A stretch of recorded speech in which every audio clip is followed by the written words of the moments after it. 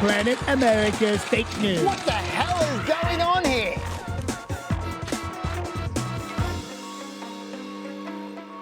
Hello there, welcome to Planet America. I'm John Barron. And I'm Chaz Licciardello. This week, the death of a president. And the last words he would ever say on earth were, "I love you too." We'll speak to one of George Bush's closest advisors about the good and the bad of America's 41st president. Also this week, while George Bush made it to 94, Americans in general aren't so lucky. They're dying younger. We'll tell you why. But for now, hang on in there for the news.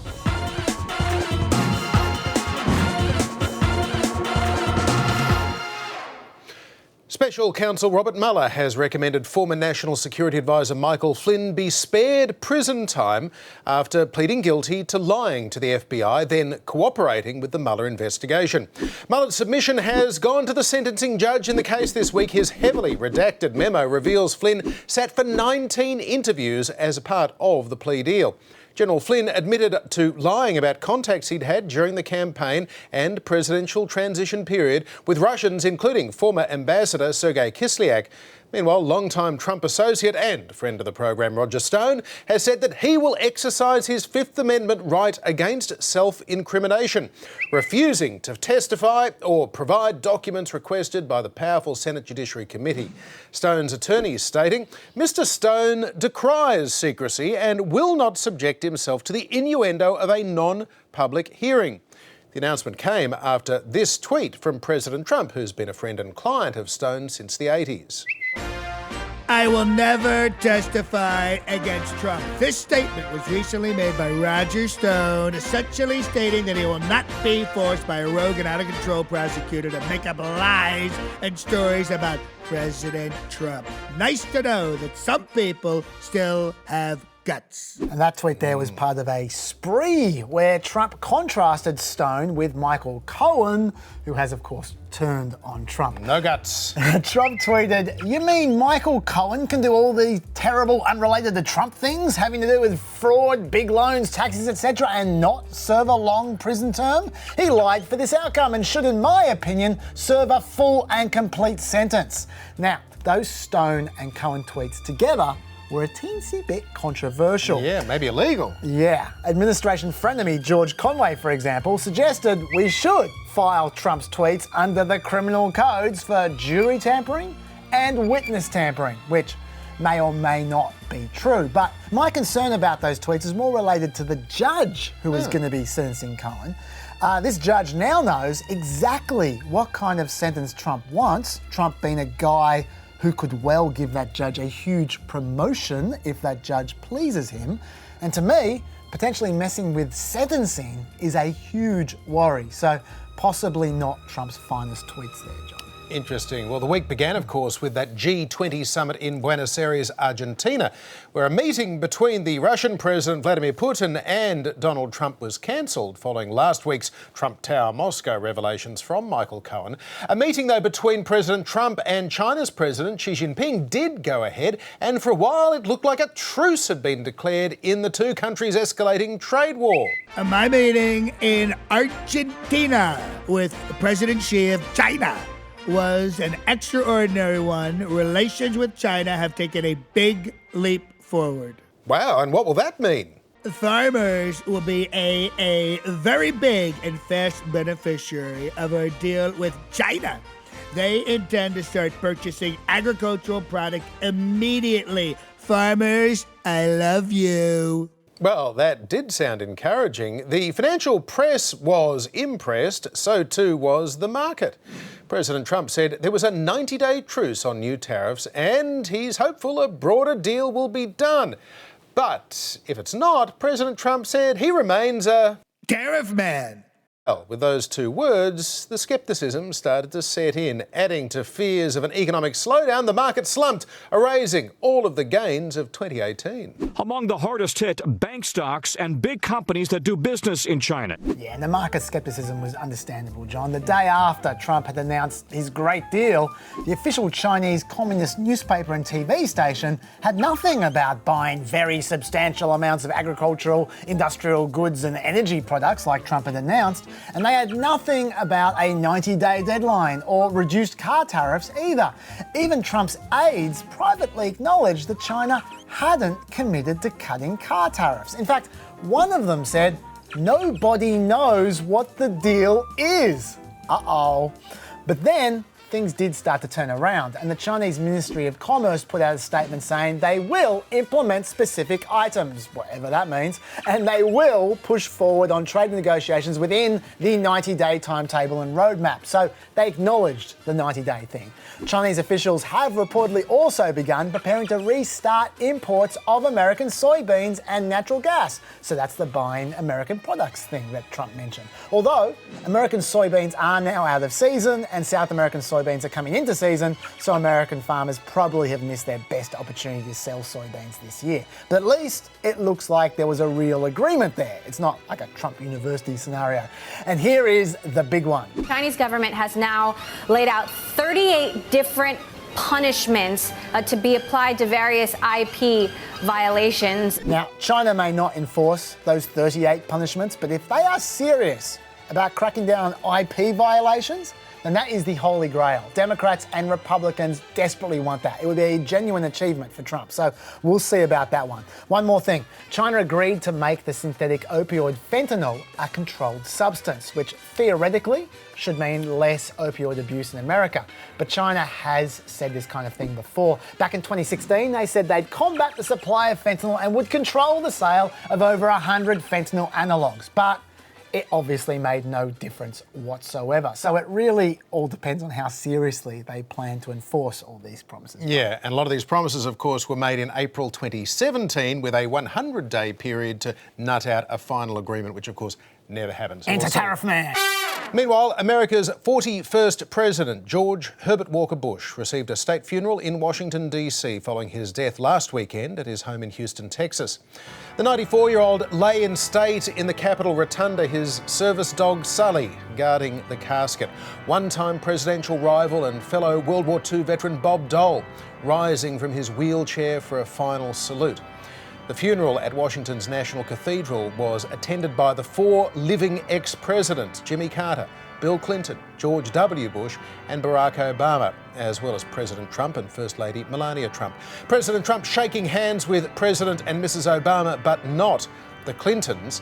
George W. Bush, meanwhile, delivered an emotional eulogy for his father, which also had a few laughs in it. To us, he was close to perfect, but not totally perfect.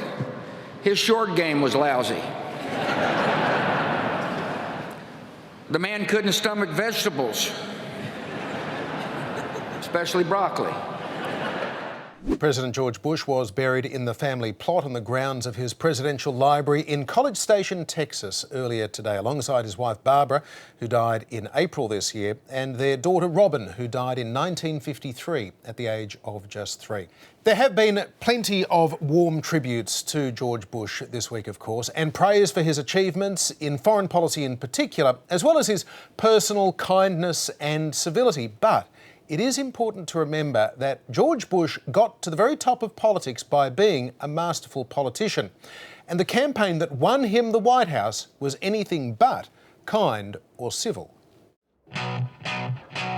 July 1988, and George Bush's long-held hopes of becoming president are fading. His rival, Massachusetts Governor Michael Dukakis, is on a roll.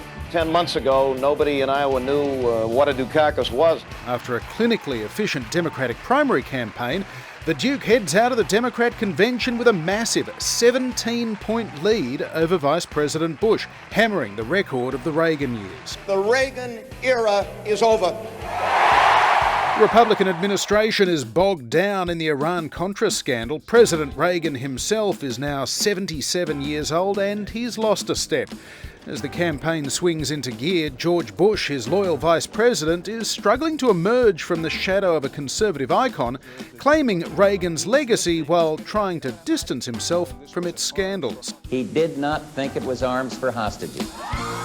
Bush was as well prepared for the presidency as anyone to seek the office. A former congressman, UN ambassador, CIA director, Republican Party chair and presidential candidate in 1980 before accepting the VP slot. I want to be the president. Pretty much everyone agreed George Bush was a heck of a nice guy, a born glad-hander, a networker, from the oil fields of Texas to the tennis courts of Kennebunkport, Maine. Polite, patrician, impeccably mannered, but maybe a little bit of a wimp. His high-pitched voice could come out as kind of whiny.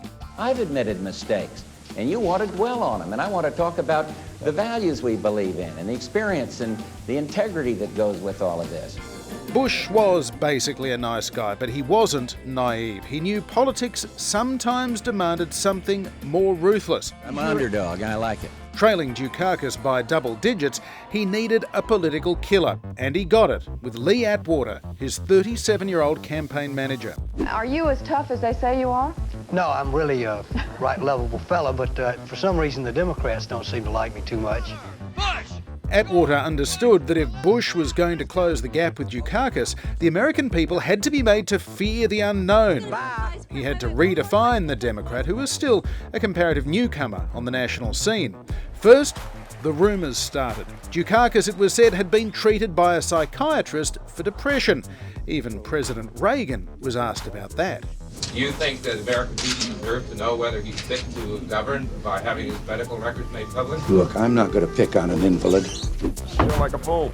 Despite Reagan's quip, Dukakis' medical record showed the rumour was false, but it had planted a seed. There's something wonderful about fighting back in life. Soon, another rumour.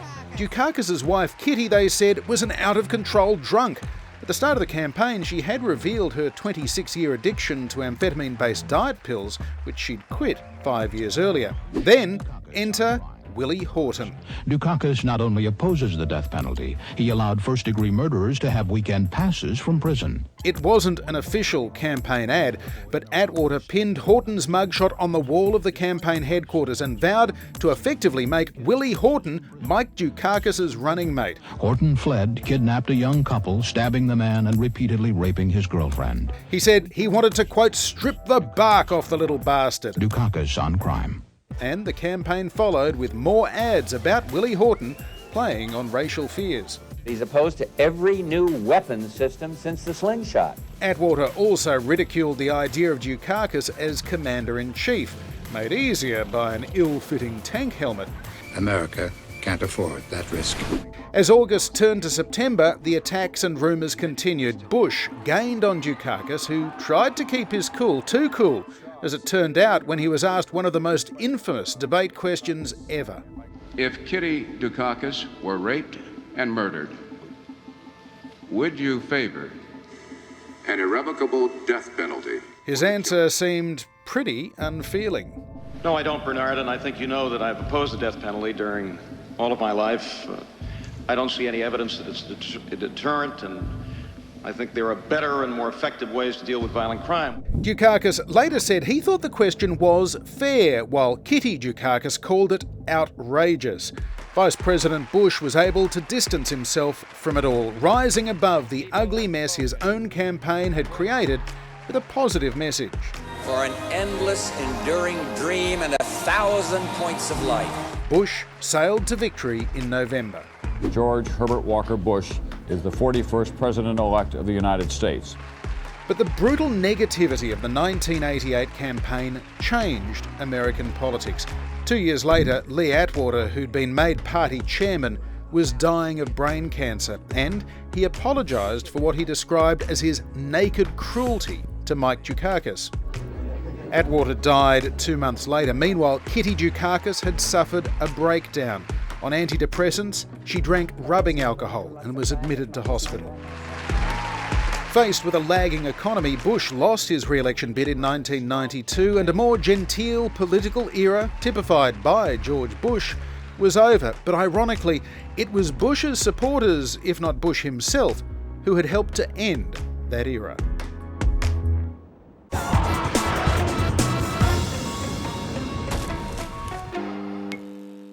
Well, David Demarest was the communications director for that 1988 Bush campaign, and he served in that role in the Bush White House itself.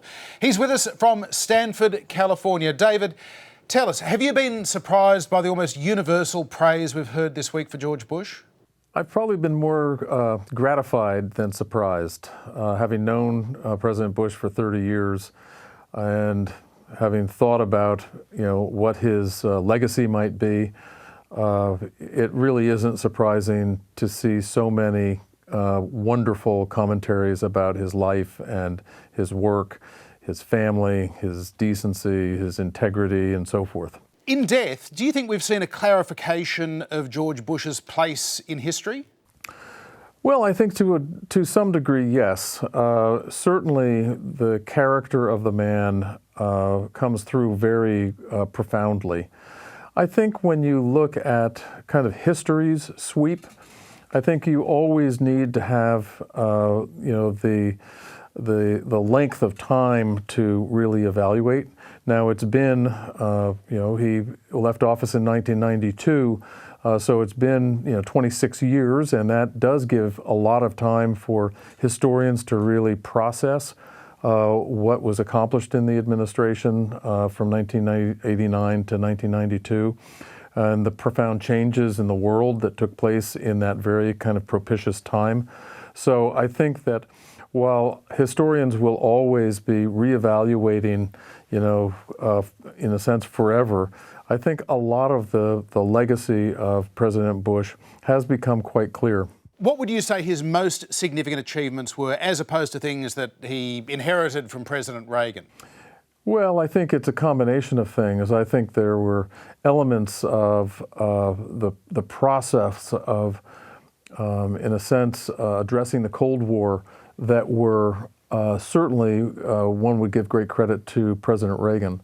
But as that accelerated in 1989, and I was on a trip, the first trip that President Bush took to Eastern Europe in 1989 in July. And we went to Poland, and then we went to Hungary. And the feeling of, kind of freedom was palpable. Yet the Berlin Wall was still up. The Soviet Union was still quite intact. And navigating those months was enormously delicate. And I think that when it comes to looking at how deftly President Bush navigated through what could have been a very turbulent, in a very bad way, moment in history, I think that is one area that he will be given tremendous credit for his skill in making sure that that was a peaceful transition following the fall of the Berlin Wall. David, can I ask about the 1988 campaign? We saw Lee Atwater apologising for aspects of that campaign. Do you think that George Bush also had regrets about it? It was a tough campaign, there's no doubt. I don't really share the view that using the Massachusetts furlough program was kind of out of bounds. One of the local Massachusetts papers had done a series of articles about the furlough program, which was the program that Willie Horton was allowed to take a furlough from and then commit very heinous crimes. It was the Lawrenceville Eagle-Tribune, I think, in Massachusetts, and they won a Pulitzer Prize for their expose on that. And Al Gore used that against Dukakis when he was running in the primary in that presidential race. And so I don't really subscribe to the notion that that was somehow an illegitimate issue. If the issue of prisoner furloughs was legitimate, what about the ads themselves, though? They certainly played on some very ugly racial stereotypes and fears. Totally agree. That ad, the one that used the mugshot of Willie Horton, was totally inappropriate. And the Bush campaign sued that Independent Expenditure Committee to try to get them to take that off the air. So, yeah, I think that was not an appropriate ad to be used in a political campaign because it plays to exactly what you're talking about. the ads that we used, that were the official ads of the campaign, didn't have Willie Horton's face. We actually had a very different kind of portrayal of the furlough program, and just had a revolving door where you saw, kind of faceless, nameless inmates going into prison and out of prison, which was, I think, much more appropriate for political ads at that time and for public consumption. Willie Horton, of course, while on furlough, committed a very violent crime, including raping a woman. What did you think of that debate question that Bernie Shaw put to Dukakis around capital punishment? I remember watching that debate and being fairly shocked at the opener question. And the question, I don't think, was that connected to Willie Horton. I think the question was more designed to try to get then Governor Dukakis to show emotion and to show kind of a side of himself that he had not been able to show in the campaign. And did I think it was a legitimate question in a context of a presidential debate? I don't, actually. I think that it was quite an outrageous question to reference the candidate's wife as a victim, hypothetically, and then to try to put the candidate on the spot that way. But the answer that Governor Dukakis gave at the time was rather cold and antiseptic, and kind of confirmed that this kind of negative narrative of him not being about human emotion and being more about, theory. And so after that question was answered, I remember turning to, it was the last debate of the presidential campaign, and I remember turning to somebody and saying, I think that just ended the election. And I think it did. So what do you think the morning of George Bush in the middle of the Trump era has revealed about the state of politics in America? Well, I think there's some anxiety out there among kind of traditional Republicans. I think that one would hope that the commentary that we are listening to and watching that is highlighting the strengths of humility and integrity and diplomacy and steadiness, all of those things, I think, are attributes that we hope that all of our leaders would aspire to.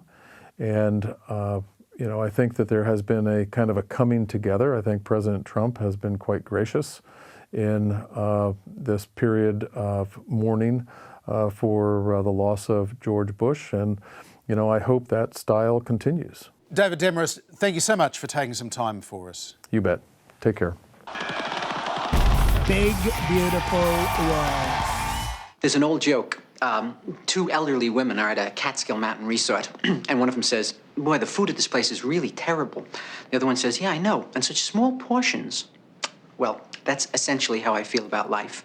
Full of loneliness and misery and suffering and unhappiness, and it's all over much too quickly. Well, Woody Allen may literally be the world's worst dad, but in this case, he was 40 years ahead of his time, because increasingly, life in America is miserable and in small portions.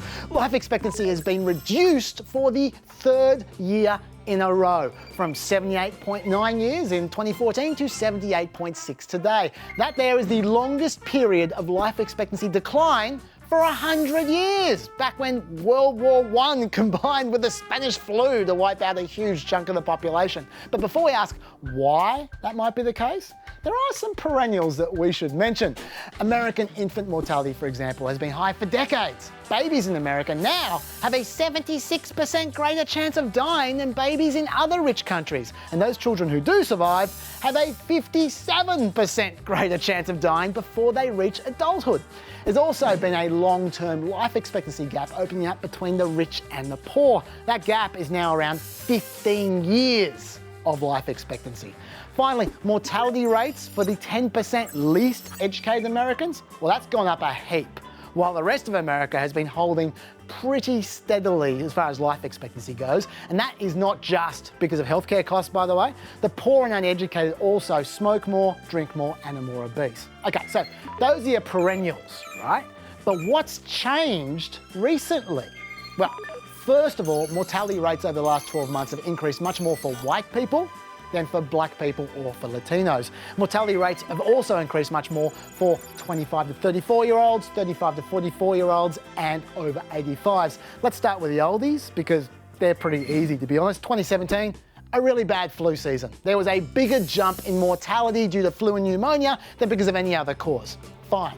But what about those young white people I mentioned? Well, here's a factor. From 1999 through to 2017, the suicide rate has increased by 33%, leading to a 50-year peak last year. If we break that suicide rate down by sex, you can see that there is way more male suicide, and their suicide rate went up last year. So, also, suicide is overwhelmingly committed by white people, so that is one reason why there'll be more deaths amongst young white people.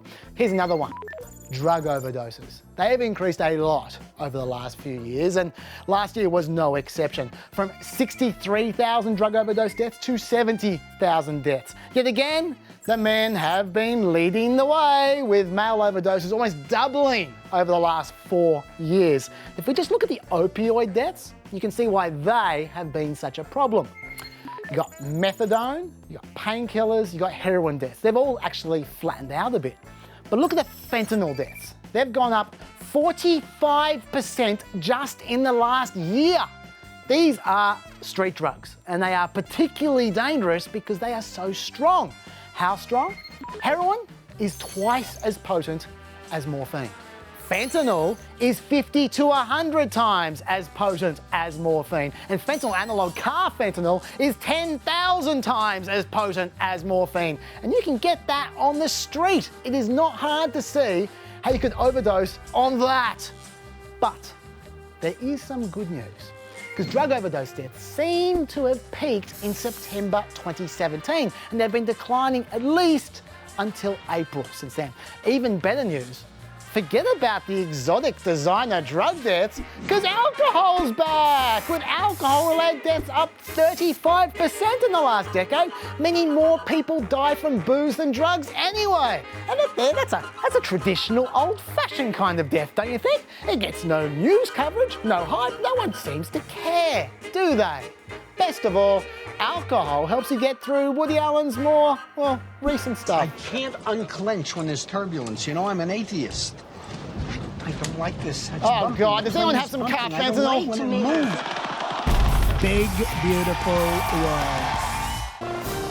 This incredibly long and expensive election campaign leading to the statistically likely re-election of President Trump 2020. And there is some big campaign news for you this week. Lawyer Michael Avenatti, who has openly discussed running for the presidency in 2020, now says he will not be a candidate. Avenatti says that he would run except for the concerns of his family. He is currently accused of domestic violence and is facing a number of other legal challenges, including divorce proceedings from his second wife. Meanwhile, former Vice President Joe Biden says he is the most qualified person in the country to be president. While stopping short of announcing his candidacy during his current book tour, Biden told an audience in Montana this week the issues facing America today, the plight of the middle class and foreign affairs, are things that he's been working on his whole life. Another potential Democratic candidate, former Massachusetts Governor Deval Patrick, has announced he will not be running in 2020. Patrick releasing a statement a short time ago crediting his decision in part to what he called, quote, the cruelty of our election process. Interesting. Deval Patrick is a close friend of Barack Obama and was being urged to run by veterans of Obama's campaigns, but it seems that his heart is not in it, Chaz. Worth noting as well that his wife Diane has recently been treated for uterine cancer, although apparently she's doing very well. Yeah, maybe, John, the polls weren't in it either, to be honest, because the University of Massachusetts released a poll last week of Democrats and Independents about 2020, and only 6% of them supported Deval Patrick, which is not great given he was a Massachusetts governor. By the way, Elizabeth Warren suffered almost as bad a result, on 11%, coming third. Now, she literally just finished campaigning for the Senate in Massachusetts. They cannot like her very much, and these are the people who know Warren best. That is not a good sign for her. Although, don't know is looking pretty promising there, I think you'll agree. You see, earlier today, the Boston Globe, the editorial board, which was calling on Elizabeth Warren to run in 2016, which she did not, have now said she should not run in 2020. Her hometown newspaper is saying, Elizabeth Warren, don't run. It'll be too divisive an election. A very significant development, that too. I'm not surprised, because the bad news keeps coming for her. Harry Anton at CNN noticed that Elizabeth Warren only won her Senate race just now by 24 points, which sounds a lot, but Hillary won the same state in 2016 by 27 points in a much tougher election environment for Democrats. In fact, Anton estimates that Warren underperformed by about 7 points, and that was one of the worst Democratic performances in the entire midterms.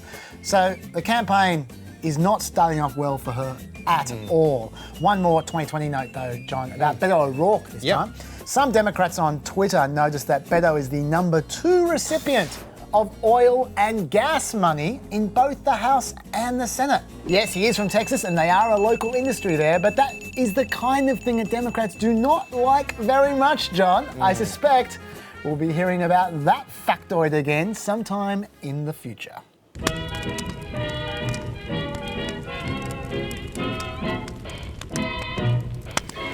And we are just about out of time for another week, but a few final observations about George Bush. We talked earlier about that acrimonious 1988 presidential campaign. Worth noting that Mike Dukakis himself had some very gracious comments to make this week. He said President Bush was, quote, very wise and thoughtful on international affairs. And when it came to the campaign and those Willie Horton attacks, he said that while he wasn't thrilled with the kind of campaign Bush ran, Dukakis says it was his fault for not mounting a very strong defence, and he only blames himself for that. That's very Dukakis. It is very Dukakis. And Chaz as well, I thought it was remarkable how much was going on at Bush's funeral, where you had the four ex-presidents plus President Trump and the former First Ladies and Melania all lined up in that front row. That lovely moment where George W. Bush did a reprise of handing Michelle Obama a breath mint, which he did at the McCain funeral just a few months ago. That was a very sweet moment. And yet, so much else going on. The Clintons and Jimmy Carter, apparently they still can't stand each other after more than 40 years of acrimony. And then, of course, the Clintons and the Trumps. Yeah, that was very awkward. I mean, obviously, we know that Trump isn't a huge fan of personal conflict, so it wasn't a huge surprise. But from my point of view, I actually thought it was a missed opportunity from Trump, because he's about to enter this era of conflict with the Democrat House. And I thought he could have surprised everyone by coming out big handshake. Yeah. And I think that would have really, especially in this week where we're talking about Bush's graciousness. Yeah. I thought that that would have made a huge impact. Well, it was physically difficult for Trump to reach over the Obamas to the Clintons. But if you look at the footage and you see George W. Bush recognised that after greeting the Obamas, he then went around the front of the pew and shook the hands of the Clintons. If Donald Trump had done that, and clearly the footage suggests that Bill Clinton was open to it, he acknowledged him. Yeah. Hillary Clinton not making eye contact at all with Trump, still seething. Maybe it's like that debate where they famously didn't shake hands. She made it clear, I'm still not gonna shake your hand. But if Trump had done that, maybe he didn't want to play the politics, or maybe he was just too insecure. I don't know what was going on in their heads. But if he'd tried in that moment, in the spirit of the moment, to have reached out a hand to both of the Clintons after everything they've been through over the last few years, that would have been incredibly powerful, but they just didn't go there. It was sad. Yeah, well, it was a missed opportunity, but let's talk about this guy. Yeah. We talk about Trump plenty. Yeah. I just wanted to start off with you've talked about 1988, the Willie Horton ads. I want to talk about, that's not a one-off for George Bush. I feel like during his entire career, there was a battle between his kindness and civility, which you've mentioned, and his cynical streak, which I think was there. And it all started in 1964 when he was running for the Senate in Texas, and he opposed the Civil Rights Act. And he apologised. He said to a minister later that he hopes that he never kind of goes against his own ideals and panders to the Conservatives in such a way. But you could argue, in fact, because he was by nature a moderate, right through an era where Conservatives, either Goldwater or Reagan, were ascendant, that he kept compromising. Bush, in that 1980 campaign when Bush was running against Reagan for the presidency, Bush was a pro-abortion choice Republican. That's how much of a moderate he is. More of a Jerry Ford, Nelson Rockefeller style Northeast sort of country club Republican than a Reagan conservative. Absolutely. And then when he became president, there was the whole war on drugs thing, which was very cynical. In particular, there was a story. In 1990, there was a high school student who was jailed for 10 years. And the reason why was because federal agents lured him to, a first-time offender, mind you, to sell crack directly outside the White House so Bush could use it as a prop in a televised speech about the war on drugs. Now, the judge didn't even want to sentence him to 10 years, but it was a minimum sentence. The judge said he seemed like a decent kid, but the judge said he hoped that Bush, who he said was a decent man and a man of great compassion, would find a way to reduce at least some of that sentence. Well, Bush did not reduce that sentence. He let the kid rot in jail. I'll tell you who he did pardon, though. He pardoned the 6 guys from Iran-Contra. Cappy Weinberger. Including Cappy Weinberger, who had a trial coming up. In that trial, Bush's notes were going to be presented. Bush's notes he'd hidden from the special counsel, where he'd revealed that he knew more about the Iran-Contra. Because Bush had he'd always been sort of treading this fine line between saying, I didn't really know what was going on with Iran-Contra in sort of 85, 86, 87, and yet he didn't want to look as though he was completely out of the loop as vice president as well. Well, and in this case, there was those notes were going to get released in the trial. He pardons Caspar Weinberger and the other 5. No trial. He gets off scot-free. In fact, the special counsel said that the Iran-Contra cover-up has now been completed by George Bush. We talk about Trump and obstruction of justice. This is so much worse. And George Bush did it. That's cynical. As well as sort of the end of civility and the end of bipartisanship that his passing seems to represent in a way. I think we can also say that he does mark the death of the moderate Republican as well.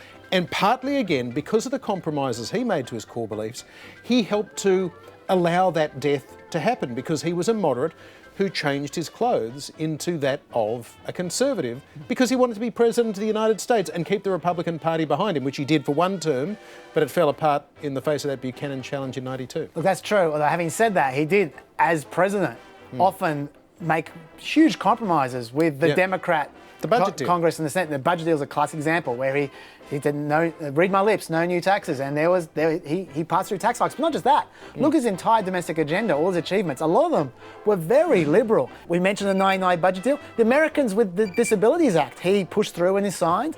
He updated the Clean Air Act. He passed the Clery Act, which is making colleges keep track of sexual assaults. He overhauled legal immigration. He banned the importing of semi-automatic rifles. That's pretty left-wing. He compensated victims of US nuclear testing. He even funded the International Space Station. Now, this is a legacy that a Democrat would be proud of. And he did it all in one term with a hostile Congress. Yeah, and while also in a period of incredible transition in foreign policy, there was so much going on that front as well. Absolutely. It's the Soviet Union breaking up. We talk about legacy. His legacy is the war that didn't happen because of his lack of triumphalism, his lack of, like Reagan would have done a lap of honour about the freedom reigning, but he pulled back and he did that right across the board. It was like with Palestine and Israel, he was negotiating in the same kind of hands-off kind of way, and he didn't get it done, but he was moderately successful. He negotiated nuclear treaties with Russia. The START treaty was him.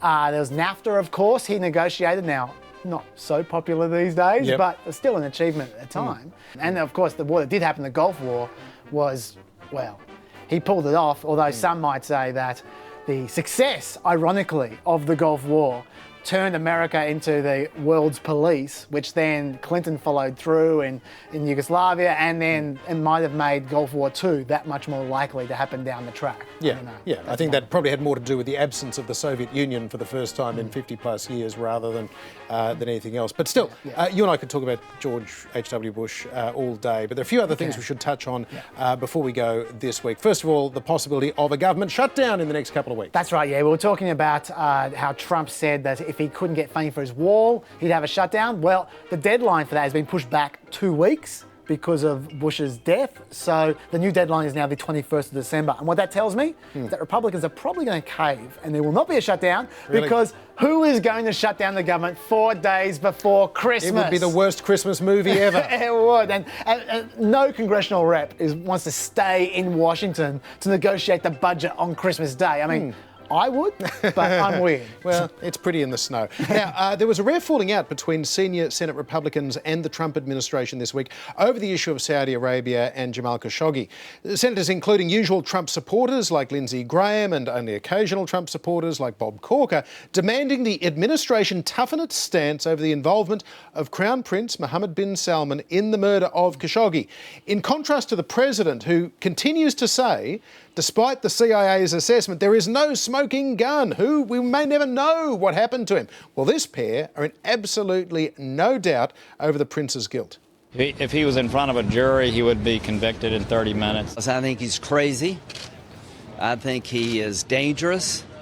And he has put the relationship at risk. Now, this is really interesting. Should note, Bob Corker issued a correction to that. He said, no, I was wrong. It wouldn't take a jury 30 minutes to convict Mohammed bin Salman. It would take them only 20 minutes to convict him. I see what he did there. Yeah. But what's really important about this is that we have got a transactional president who is focusing on the $100 billion worth of arms sale, even though we know that's grossly inflated. But he's looking at what America stands to lose monetarily. And we've got people now like Lindsey Graham and Bob Corker who are focused on what America stands to lose internationally if it supports somebody who is basically a murderer as the de facto head of state of one of America's most important regional allies in Saudi Arabia.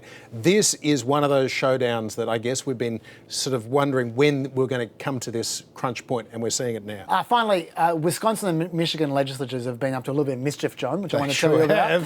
They've both so gerrymandered those two states that Republicans can never lose state house elections there. But they did just lose the governorships. So the legislatures have been busy taking powers away from the incoming Democrat governors and giving those powers to themselves. A tad dodgy. More than a tad. But I want to focus on one law that just passed that really annoyed me.